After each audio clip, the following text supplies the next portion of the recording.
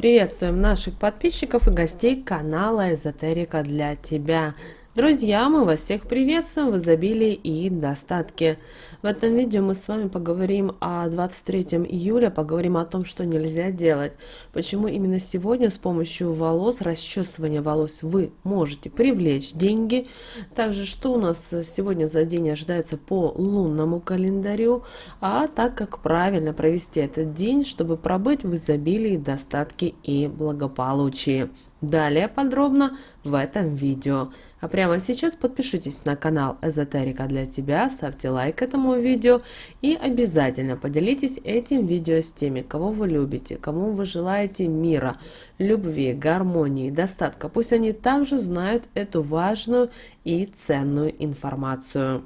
23 июля по народному календарю это день Антония Громоносца или Антония Рясочника. А вот православная церковь почитает Антония Печерского, основателя Киево-Печерской лавры и покровителя всех русских монахов.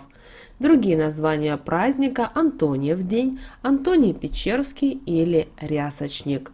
В этот день народ продолжал придерживаться древней традиции – ходить босиком по росе. Эта традиция появилась в начале июля, и ее старались придерживаться до конца этого месяца. Если ходить босиком по утренней росе, то вы можете избавиться от различных заболеваний, в том числе и хронических. Росу собирают и умываются ею.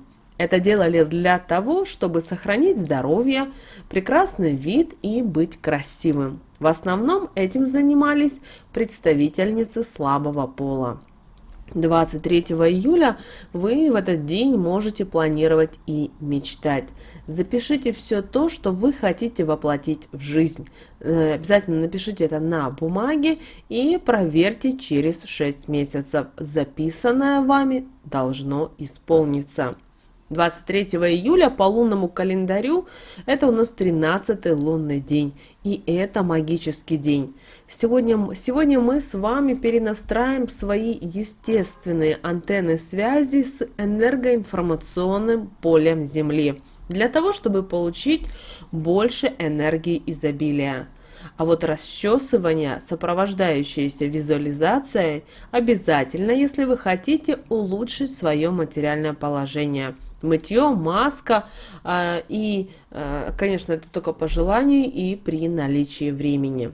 Импульсивное поведение 23 июля противопоказано, поэтому обдумайте с самого утра, что вы можете предпринять, чтобы ваши денежные дела обязательно пошли в гору. Возможно, с кем-то нужно встретиться, куда-то съездить, о чем-то договориться или кому-то позвонить. Если вы ищете работу, неплохо было бы попасть на собеседование или хотя бы договориться о нем. Сделайте хоть что-нибудь, что, по вашему мнению, может приблизить вас к денежной мечте. И в Антониев день особое значение 23 июля придавали грому. Если именины святителя приходились на среду или в пятницу, то в этот день раздавались грозовые раскаты, и это обещало хороший улов рыбы. Если гром на Антония был резким, ждали тихого дождя, а если гулким, то готовились к ливню.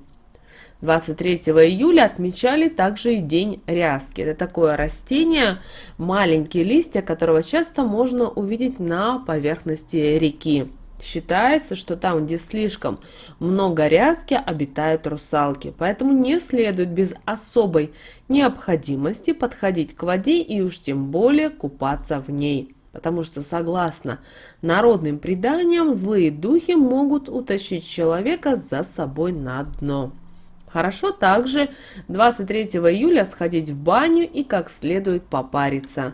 Этот ритуал надолго избавит вас от проблем со здоровьем.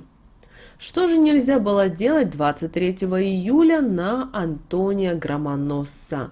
Во-первых, нельзя было кричать, ругаться, ссориться и просто разговаривать громко в этот день. Если вы не хотите навлечь на себя и своих близких беду, то постарайтесь быть мирным и решать все проблемы исключительно путем спокойных переговоров. А лучше так делать всегда, потому что потраченные нервы и здоровье никогда не вернется. Также в этот день нельзя было стричь волосы. В народе считается, что если постричь в этот день волосы, то укоротите свою судьбу. Поэтому, если вы человек суеверный, лучше отложите поход к парикмахеру, чтобы вам было спокойнее. Также 23 июля нельзя было оставаться грязным и носить грязную одежду. Обязательно сходите в душ или в баню, потому что считается, что этот день может прийти лихорадка-трясовница и принести длительную болезнь. И чтобы она обошла стороной, нужно помыться, а лучше попариться в бане и испугать ее сильным запахом. И 23 июля знахари читали заговоры от нервных болезней и тревожных состояний, проводили всевозможные магические ритуалы и обряды. И далее мы предлагаем вам провести обряд от беспричинного беспокойства. 23 июля брали немного ряски и делали из нее круг, в который ставили человека, который тревожился, который беспокоился. Давали ему в руки серп и просили, чтобы он рассекал им воздух. Если у вас нет серпа, вы можете для этого обряда использовать нож.